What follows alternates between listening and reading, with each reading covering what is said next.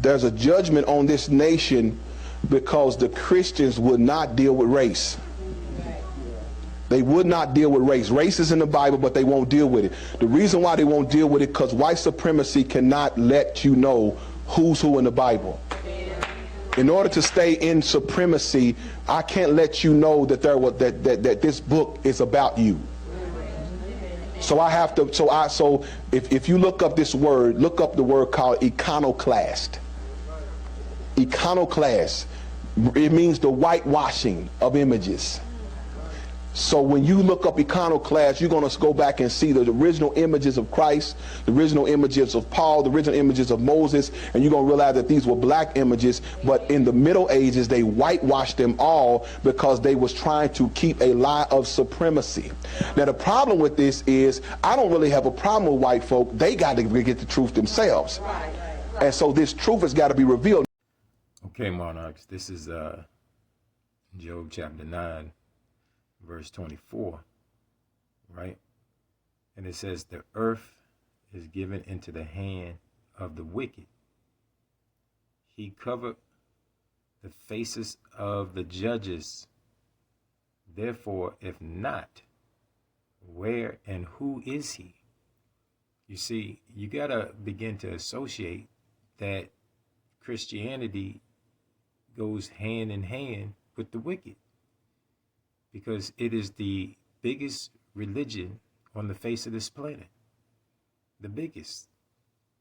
And so what they tried to do, like Stephen said, they began to whitewash everything so that you would not know that the Bible was a book about your race, about your heritage. And the more you continue to support it, the more you are actually against the Son of God that is written in the Bible. All right, so this is King Solomon speaking in Ecclesiastes chapter 10, I started verse 5. And what he's talking about is a horror, right? When he saw this vision in the future, it was like he saw a horror movie, right? Listen to what he says. He says, there is an evil which I seen under the sun, right? He's not saying that he's seen this in heaven, because it doesn't exist in our heaven anymore, right? It only exists under the heaven, right? So he says, there is an evil which I have seen under the sun, as an error which proceeded from the ruler. Folly is set in great dignity, just like with Donald Trump doing all that stuff that he did, right? That was great folly that people dignified and are saying it's right for him to do, but it's not, right? So folly is set in great dignity, and the rich sit in low places, right? Because the super wealthiest people on this planet are black people, because we sit in the lowest places of the earth, right? We are the rich, even though while the wicked are ruling, they keep us out of their currency. See, the currency that they distribute throughout the world is not God's currency. You don't ever forget that. So when you see people trying to boast themselves up because of Satan's money, don't pay no attention to that. You got to pay attention to eternal wealth, which comes from Yahweh, right?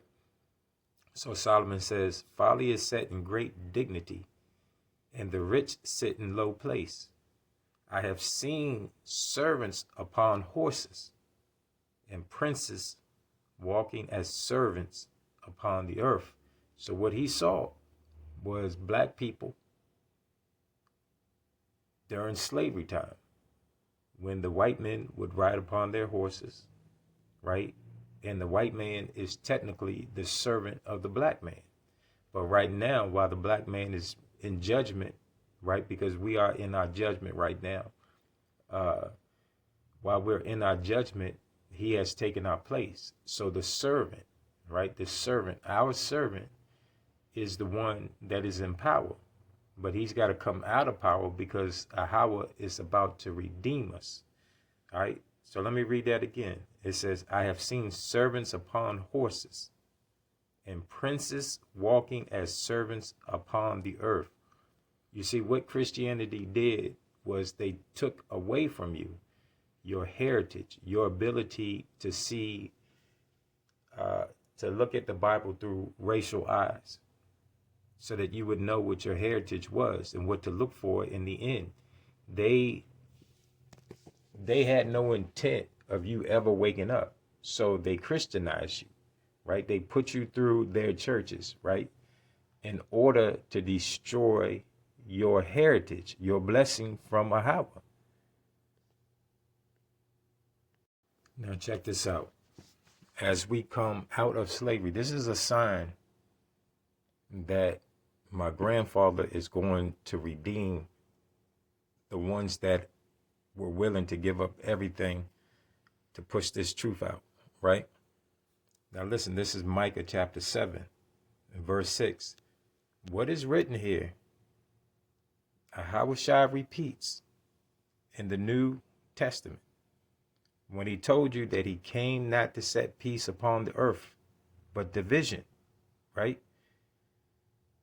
By this being written in Micah chapter 7 in the Old Testament, shows or reflects it's a sign, it's like a stamp, right? When black people would begin to see this discourse in their own homes, that is a sign that the black man would begin to be saved by his heavenly Father, right? As we come out of slavery. All of this is connected to slavery. So what the Christians tried to do was erase that and disconnect you from understanding, so you would not pick up on the signs of the time. Christ said that he came not to set peace on earth, but division. That the enemies of a man's house, right? The man's enemies would be those of his own household, I should say, right? The son against the father against the son, the mother against the daughter, so forth and so on, right? In other words, the wife puts the father out. The son goes off out there doing drugs, getting in gangs, getting in trouble. The daughter's going out there freaking everybody in the neighborhood, right? She's doing everything. Mama, she's trying to get her groove back, right? So Christ said when we see that, then that would be a sign of the time of his coming, right? That is the sign of the time of his coming. And y'all been in that sign for the last 40, 50 years, right? And so that sign is about to completely come to pass, because a lot of us are going to turn away from those actions, right? And begin to rebuild and put things back together the way they're supposed to be. Check it out. Listen. So Micah says, "For the son dishonoreth the father, the daughter rises up against her mother, the daughter-in-law against her mother-in-law. A man's enemies are the men of his own house." Doesn't get no plainer than that. A man's enemies are those of his own house. All right, so let me continue. But listen, it says, "Therefore I will look unto Yahweh. I will wait for the God of my salvation. My Elohim will hear me." So right now, as we are speaking, men like me, we're speaking directly with the Heavenly Father, and he's going to hear us. But what is he going to hear us about, right? This treason that has taken place within our own household, starting with the women that we were dealing with. Not all black women committed this treason, but probably 80-90% of you have committed this treason against your Lord. And Yahweh has to deal with that. Check it out. It says, "Rejoice not against me, O my enemy. When I fall, I shall arise. When I sit in darkness, Yahweh shall be a light unto me. I will bear the indignation of Yahweh, because I have sinned against him." See, slavery, everything that happened, we went into slavery for what Howard Shah did as King Solomon. And all the princes followed behind him, doing all the sins that he did. Right? That's why he had to go upon the cross, to put an end to this. But we still had to bear the indignation of what we did during that time. All right, so then it says, excuse me, it says, because I have sinned against him, until he plead my cause and execute judgment for me, he will bring me forth to the light, and I shall behold his righteousness. Then, right, remember what Christ said, right? The enemies of the man would be those of his household, right? That's what Ahabushai said in the New Testament, when he said he came not to set peace on earth, but division. Right? But listen, it says, then she that is my enemy shall see it. Right? All of those women that we married, or that we had babies by, or that we were in relationships with, that have that spirit. See, some of these women just got a spirit just to hate you for no reason. Right? They just hate you because you chose to be with them. They hate you. Right? And they wonder why you with them in most cases. But check it out. Then she that is my enemy shall see it, and shame shall cover her, which said unto me, where is Yahweh thy Elohim? My eyes shall behold her. Now shall she be trodden down as the mire of the street, of the streets. Right? See, there's a treason, right? Black women. Christianity took this away from you. This is one of the things that they took away from you. That your man, your baby daddy, your husband is your Lord. Equivalent to Christ. He's equivalent to Christ. Right? He's not, that you don't treat him below Christ. He's equivalent to Christ. And if you betrayed your Lord, what do you think that the Son of God would think of you? He's not going to trust you. So if you committed treason against your Lord, the Lord is going to deal with you. And this is what they're saying. This is what Christ is saying, why he repeated this verse from Micah chapter 7 in the New Testament, when he said, I come not to set peace. And that statement is talking mainly to you women who committed treason against your Lord. Ahabushai is going to back up his lords. Right? And Christianity took this from you. Christianity made you think that you could operate in God's world, any kind of way that you wish. Any kind of way that you wish. And you're going to see that that is not the case. So what Stephen is saying is correct. You got to understand race is in the Bible. And if you have a problem with that, then you better not read the Bible, because the Bible is about race. When it says nations, it means race. Ethnic groups of people, right? Ethnic groups of people. God put his people above all ethnic groups of people, right? Matter of fact, there's scriptures saying that the other races are counted less than nothing, right? They're counted less than nothing. So if you don't understand that, then you're just going to continue to be deceived. All right, so let me prove to you in two places that all the ethnic groups, right? It's time for us to stop lying about what the scriptures say, right? Let me prove to you here in Isaiah chapter 40 at verse 17 that all the ethnic groups are counted less than nothing, right?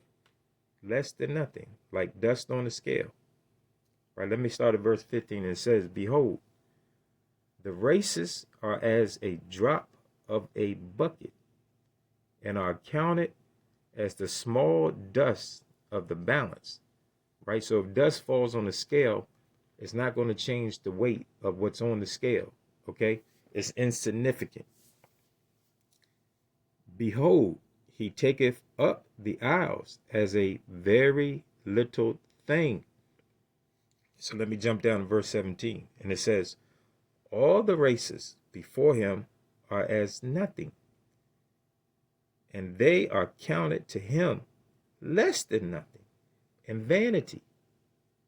Right? Let's read this in the Apocrypha, and let's get because it says it a little bit more better than it does in the King James. So this is the King James telling you that all these other races are counted less than nothing to the God of the Bible.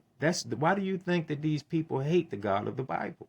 Because they've actually read the Bible and they know, they hear what he's saying, that he is for us. He is not for them. Y'all got to get used to that, right? Why did you think that the Messiah said that the world was going to hate us just for his name's sake?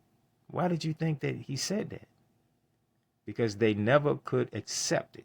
Right now, if you go back right here to verse 18, it says, to whom then will you liken God? Or what likeness will you compare unto him? That is not talking about a Howard's image. A Howard's his personal image. That's talking about his national image as us as a people, as black people. Whom will you liken black people to? Well, they liken it to Christianity, right? So Christianity has come in, they stepped in, and they have said that we are the image of God, right?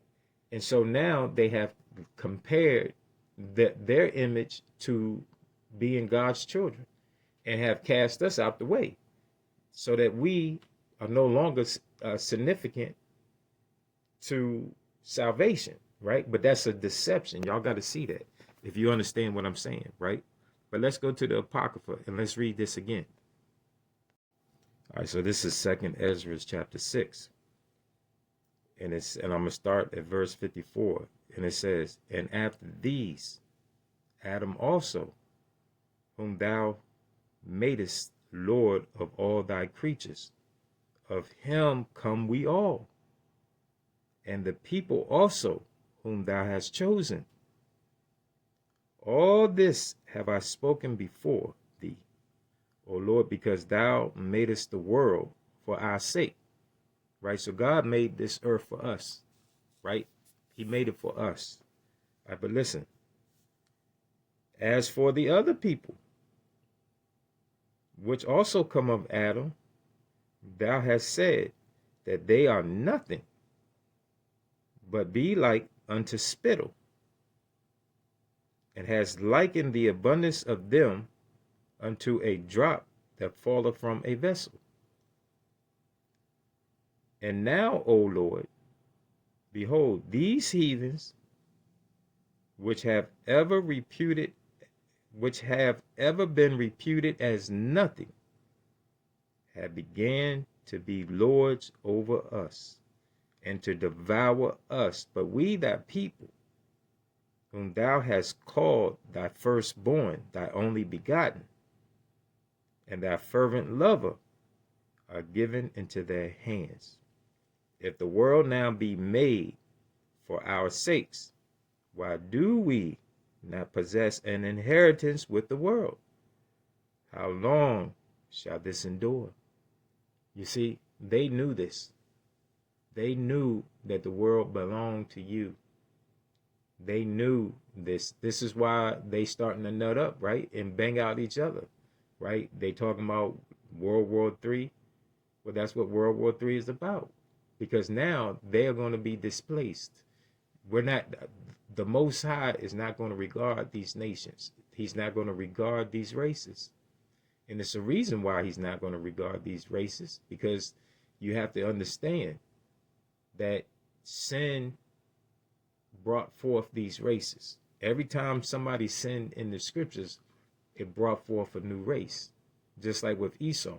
That's why the Most High told Rebekah that two nations, right, two manner of people were in her womb when Jacob and Esau was in her womb, right? And that the one shall rule over the other, right? And so they always knew that. And so they know that anytime we sin, a new ethnic group is created. So what's going to happen when we can't sin anymore? What's going to happen? What's going to happen?